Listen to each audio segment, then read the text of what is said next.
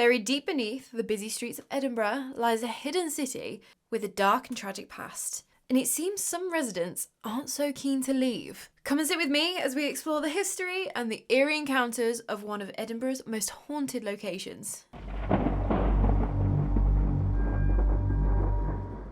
Hey friend, how has your day been today? Are you doing good? Are you staying hydrated? Are you drinking that water? Are you? If you're new around here, hi, welcome. I'm Claire and I'm a lover of all things morbid, mysterious and macabre.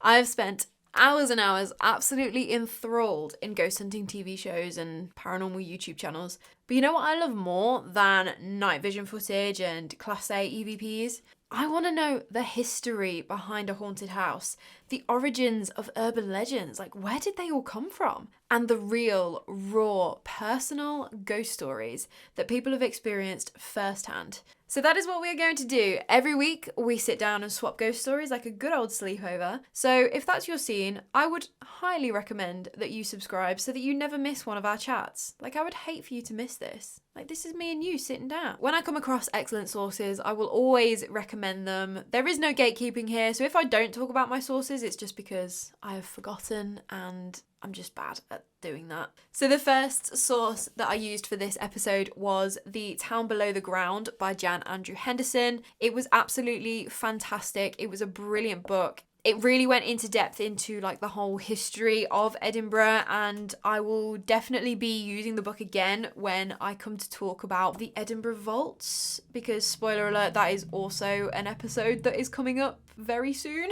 The Ghosts of Edinburgh book by Rob Kirkup was also a fantastic book that I used for this episode. It had a really brilliant account of Rob's investigation at the Close. So if you're interested in that, like sometimes I like reading about a paranormal investigation more than I do like watching night vision footage. I don't know, am I a bit weird for that? Like I feel like people love watching like paranormal investigations like when they go on the night vision and stuff, and sometimes I don't feel it, you know? I don't know. Does that make me weird? Let me know. I am weird anyway, but just let me know in what particular brand of weird I am. I will leave links in the description below for these books because I do highly recommend giving them a read if you are at least a slight bit interested in Edinburgh and the city and like all of the ghostly paranormal goings on as well. So in case you didn't know by the title of this video, we are heading north of the border today into Scotland and more specifically Edinburgh. If you ever have the opportunity to go to Edinburgh, please do it. It is such a beautiful city full of history and of course ghosts. I only visited for the first time earlier this year and it was absolutely phenomenal. I think we were there for like 5 days. We did like all of the touristy bits and we actually visited the place that we're talking about today and it was excellent. I would highly recommend it. We will definitely be coming back and chatting more about Edinburgh like time and time again because there is just so much to talk about with this city. It is so haunted. It's so cool. So today we are going to be looking at one specific area of Edinburgh called Mary King's Close. Now, if you're not familiar with Edinburgh, it's got a pretty unusual architecture. It is a city that really has a space problem, I think is the best way to describe it. So following the crushing defeat of King James IV of Scotland in 1513 at the Battle of Flodden, the inhabitants of Edinburgh, they were made acutely aware of how vulnerable they were to attack. So they built a wall around the city and named it the Flodden Wall. So while the residents of Edinburgh, they felt like a lot safer now that they had this like big ass wall around them, they also had to make use of every spare foot of space because when they built the wall, like obviously Edinburgh was a certain size, but the thing about cities is that they grow. And so you've built this wall and now there is like no space to expand into basically. So there wasn't a lot of spare square footage in the city. They were cramped in pretty tight. Extending out just wasn't an option because no one wanted to be outside of the Flodden Wall. Like that would make you vulnerable to attack and like you didn't want to be in that position. So as far as the people of Edinburgh were concerned, the world outside the walls was no longer theirs. Like those walls mark the end of their world. And that's why if you take a trip along the Royal Mile in Edinburgh Old Town, you'll come across a pub called the World's End. And funnily enough, it's named that because it stands exactly where the end of the world was for many people living in Edinburgh in the 16th century. Like those were the gates to the city. So So not only was there nothing out there for the city residents, you also had to pay a toll to pass through the gates. So if you were poor, like, there was no way you were getting out anyway. You would live, work and die in Edinburgh. The thing was, the population continued to grow, and the buildings they're also known as tenements, they started to get extended upwards. Like, there's nowhere else to go, like, outwards, you have to go up, with some apparently reaching 130 foot high, which is something ridiculous, like 12 stories, which doesn't, when I read it, I was like, really? Sure? But then, like, loads of people started saying it, but then some were like, they're only like 5, 6 stories high, so I'm not sure. But some were saying that these tenements got to like 12 stories high, like literal medieval skyscrapers at this point. So as the tenements got higher, the foundations obviously needed to be dug lower to be able to support these buildings. And so an opportunity to house even more people arose in the form of like this underground warren of like cellars and vaults that the poorest of the poor could use as shelter because they couldn't afford anywhere else. And that's why Edinburgh is famous for having this underground city, which we will absolutely be covering in the next couple of weeks, as the Edinburgh Vaults is, like I say, a whole episode in and of itself. So not only were these buildings extended as far like up and down as they could, but they were squeezed as tightly as possible together. Now, some of these towering buildings, they were only like a few feet apart from each other, and the streets that separated them were known as closes because they were close together. Makes sense, right? So you ended up with lots of little closes like running off from the Royal Mile to like pack in as many people as possible within the city walls. And Mary King's Close was one of those closes, which is situated right in the heart of Edinburgh Old Town, opposite St. Giles's Cathedral. So contrary to what some people assume, it wasn't actually part of the underground vault or originally designed as an underground street. It was just one of like the many closes that like ran across the old town. Honestly, I wonder how many times I'm going to say close and closes in this episode. It's going to be a lot. And the way these closes worked, it was pretty interesting because obviously we know space was at a premium within the fortified walls of Edinburgh, so there wasn't really a clear separation between the rich and the poor like there would have been in other cities at the time. Like, there just wasn't the space to be able to do that. Naturally though, obviously, like, the elite would be housed higher up the hill, like closer to Edinburgh Castle to like be closer to the king and all of that. But as you went further down the hill, down the Royal Mile, it would get poorer and poorer. But what also happened was there would be like a hierarchy of class within each building. The richer you were, the higher up in the tenement that you would live. So if you were poor, you would have been like ground level or even lower. And now you might think like, oh, okay, well, ground level apartment, like that'd be great, like no stairs, right? Convenience. Yeah, not in those days. Even though they'd figured out how to make these high-rise structures, you know what they didn't have? Yeah, a sewage system. So sewage, rotting waste, dead animals, basically anything that you didn't want in your house was swiftly thrown out of the window after shouting "Gardy Lou," which loosely translates from French to "watch out for the water," which is, yeah, it's a very polite way of saying what you were actually throwing out the window. So if you were walking below and you heard the bellow of "Gardy Lou" from above you, you could screech the response "hold your horn," basically hold your hand, to give you time to sort of like get away from the impending waterfall of nastiness. And before you come for me in the comments, like, I'm sure it was better in a Scottish accent, please don't judge me. Hold your horn, hold your hand, hold your hand.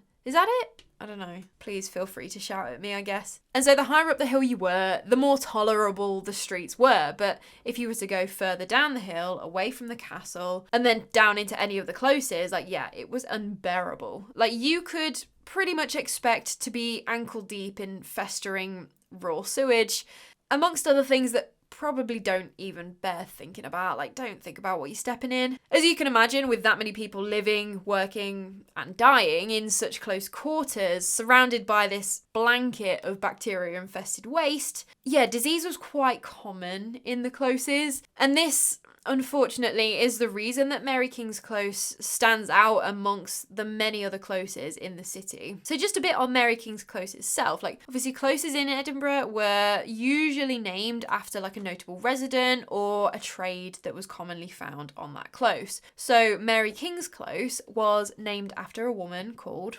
Mary King. And not a great deal is known about her, but the company that currently owns the close and operates it as a tourist attraction has done extensive research on her, so we do now have a little bit of insight into who she was. We don't know anything about her early life, but what we do know is that she married Thomas Nimmo in 1616 and had 4 children with him. Unfortunately, she became a widow in 1629 when Thomas passed away, but he did right by her. Like, in his will, he left Mary a title which named her a burgess. And back then, being a burgess basically meant that you were able to trade as a merchant or a craftsman and that you could own your own property. Mary also earned herself a seat on Edinburgh's council and gained voting rights. And I really want you to understand, like, how unheard of this is in the 17th century. Like, women didn't get the right to vote until 1928. And yet here Mary King is with a seat on the council in the 1600s.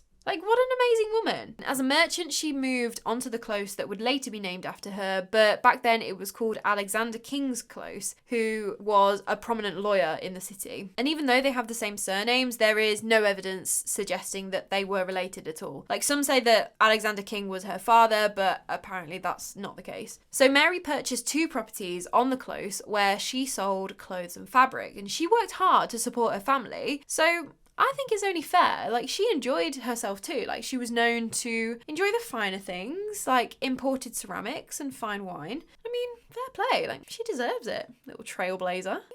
You go get that finery. She continued to live and work in the close until her death in 1644. Unfortunately, like, she wouldn't live to see the close become named after her, as it wasn't until 1694 that the close was renamed. However, it was the year after she died that would see Mary King's Close, like, cement its spot in the history books. Because in 1645, the worst wave of the plague just devastated the city of Edinburgh. Now, the city had suffered from the plague before, but it was never as bad as it was in 1645. The numbers were never officially recorded, but some historians actually believe that at the height of the plague, there was only 60 able-bodied men remained left to defend the city. The estimated population before this wave was between 35 to 40,000. And it was a pretty brutal way to go as well. So there were actually 2 types of plague knocking about during this wave. The first was the pneumonic plague, which attacked the lungs and caused massive internal bleeding. Like, your skin would turn black because, like, all the blood is, like, trapped under the skin.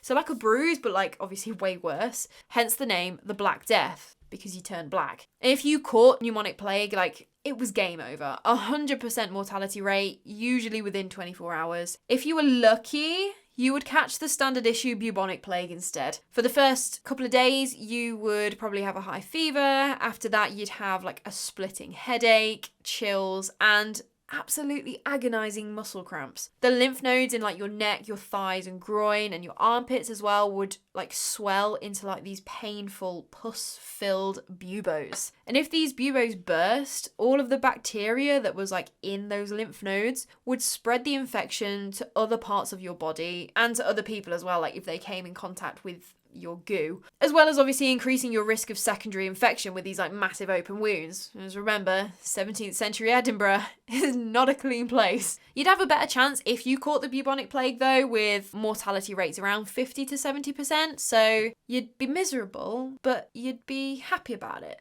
This pestilence just rampaged through the city, and unsurprisingly, closes like Mary King's Close were hit the hardest, because they were so stanky. The plague was spread on infected fleas on rats, and you know what rats love? Overcrowded, dirty, stanky closes. And this is where the legend of Mary King's Close first sort of comes about. It was the accepted story for years that the authorities had actually walled up plague sufferers in Mary King's Close, basically just condemning them to die in their own sealed up tombs. According to this legend, 2 months after sealing the close, the council workers then like broke through the wall. Like obviously everyone would be long dead by then from starvation if they weren't already dead from the plague. So then like the council workers would break in the wall and dismember the corpses to then like make them easier to take away and be dumped. This could not be more wrong, but it didn't stop the legend just getting absolutely wild. Stories started appearing of like ghostly apparitions of dismembered body parts. Like obviously these council workers had dismembered these plague victims, so now people were starting to see ghostly dismembered body parts, including a bearded man's head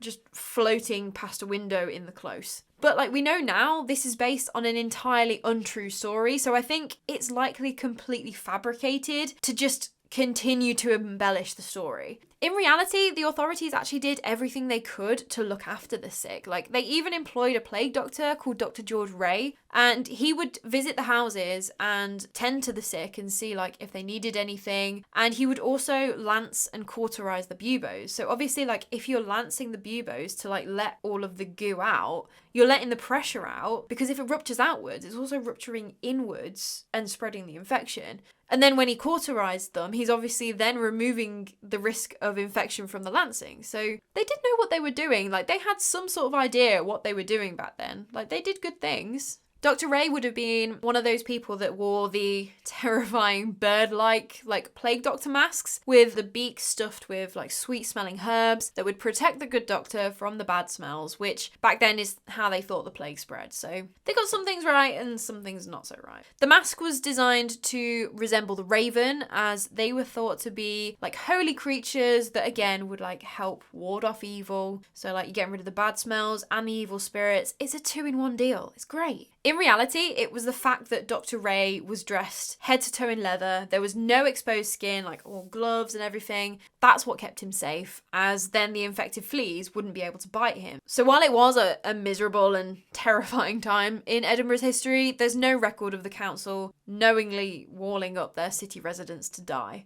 But despite their best efforts, obviously during that time, so many people would have died in their homes in those closes. After the plague eventually passed, life returned to normal in the close. But as time went on, conditions in Mary King's Close, like the surrounding closes as well, it started to deteriorate. Like, there was intense overcrowding, like people were still having kids and, like, again, still just had nowhere to go. That coupled with the fact that the buildings were starting to get a little bit dilapidated, like there was not really any sort of upkeep done. So to give merchants a covered place to conduct their business, the Royal Exchange was built in 1753, actually on top of Mary King's Close. So the buildings on the close and 4 other closes in the area were just completely demolished. They were just completely flattened, and the lower floors were used to build the new Royal Exchange, basically forever sealing them off from the light of day. Like, you've just got a big ass building on top of these closes. Because that was seen as an improvement, it was better to give merchants a better, like, covered place to do their business, and also you're sort of, like, encouraging people to move on from what was pretty much like a slum at that point.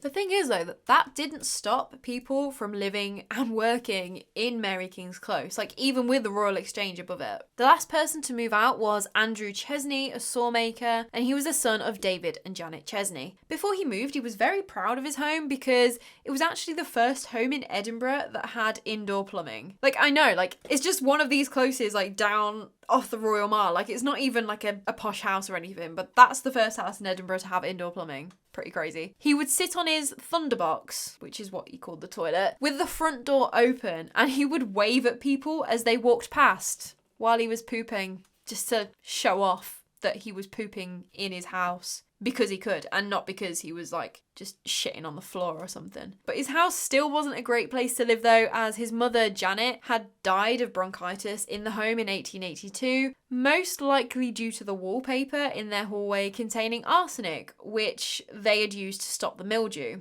and seemingly the humans. Andrew was eventually served with a compulsory purchase order in 1897 to the tune of about £400, which is about 34 grand nowadays. He eventually moved out of his home in 1902, but he continued to work in his workshop, which was like a few doors down on the close, until 1939. From then on, like, the close was just fell into disuse, like it just was left to rot really, until it was rediscovered and excavated by Edinburgh Council. In 2003 though, the Continuum Group took it on and reopened opened it as the real Mary King's Close, which is a really fascinating sort of like immersive guided tour around the different rooms and closes, like buried under what is now the city chambers, like what used to be the Royal Exchange. But it's not only tour guides and visitors that roam around what's left of the underground closes. Oh no. Rumour has it is one of the most haunted spots in Edinburgh. And that is saying a lot though. Like, you throw a rock in Edinburgh and you'll hit a ghost. There's just ghosts everywhere.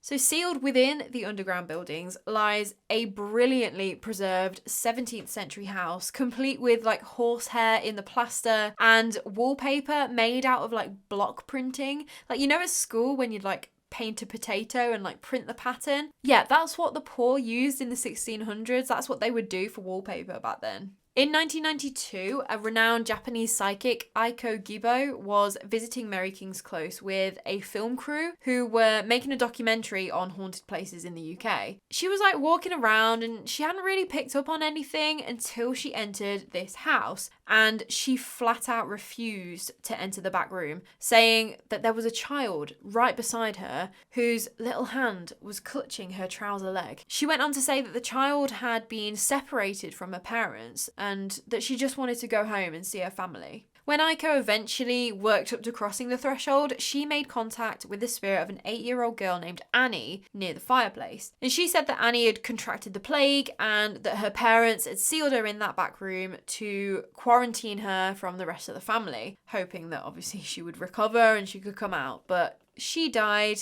terrified and alone, without so much as a favourite doll to comfort her. So Gibbo went back to the surface and brought a doll from one of the local souvenir shops on the Royal Mile. There's just like loads of them like all along because it's super touristy, so like there are those sorts of shops. So she bought this doll and she brought it back down into the room for little Annie. And actually ever since then, like people from all around the world leave like dolls, toys, jewelry, cash, and even like emergency services badges, which I think is like really cute because it's like sort of saying that these emergency service people are like looking out for you. Like, I think that's a really nice sentiment. The story doesn't end there though, as a few years ago on the 17th of April 2019, one of the guides noticed that the original doll was nowhere to be found. Like, there's a bunch of stuff like in this fireplace now, but obviously the original doll is very important. It's like the whole reason it all started. They searched the entire room, like pulled out the whole pile, everything. The original doll was gone. So if you are the one that took it, give it back. Don't be an ass. Just go give it back. Post it back. They won't even need to know that it was you. Like, taking the toy, like, really? Come on. And while the psychic said that now she had the doll, the spirit would like never disturb the room again, even before the doll was stolen, that was just not the case at all. Many people have just been completely overcome with emotion as soon as they enter that room, just bursting into tears. Other people have heard disembodied whispering, with some even claiming to see the apparition of a small child. Another alleged spirit of a child has been heard down there. So some people have reported hearing scratching coming from a chimney, and it's said that a young chimney sweep got stuck in one of the chimneys and was just left to slowly die, which is awful. Like, how terrifying would that have been? It's like you're forced up this chimney to clean it and then you get stuck and then you're just like left to die. That's so sad. Another story goes that one night a group of nurses spent the night down in the real Mary King's Close as part of like a charity fundraiser. When they surfaced the morning after, they were asked like, oh, did you see anything, hear anything, like anything spooky happen? They said they hadn't seen or heard anything weird, but that it was like really annoying that like the pub above them was so noisy, like the sounds of people moving around, drinking, and just like generally being merry, like that sort of like ruined the whole experience for them. Their disappointment soon turned to absolute terror when they were informed that there was no such pub above their heads, only the city chambers, which would have been closed for the night and completely silent. Even the tour guides themselves have admitted to sometimes feeling a certain heavy, not quite right presence down in the closes during closing time. Mr. Chesney's house is reported to be extremely haunted, with some staff members just flat out refusing to enter the house on their own. And I mean, I can see why, like I can't really blame them. Dark shadows have been seen and footsteps on the floorboards are commonly heard. Even the report of a tall, dark, shadowy man has been seen in the house, staring at you before slowly moving away. Like, no, No, thank you. Goodbye, no. So in 2003, when the real Mary King's Close tourist attraction opened, the then Prince Charles, now King Charles, he wanted to visit. He wanted to see what it was all about and the history and all that. So as part of what I assume are security checks before a royal visits anywhere, sniffer dogs were taken around the entire attraction just to check it out, check it was all safe. They were fine the entire way round until they reached Chesney's workshop. As soon as they reached the door of the workshop, they began barking, crying. They were tugging on the leads, trying to drag the handlers away from the workshop. And this wasn't their alert to a security risk.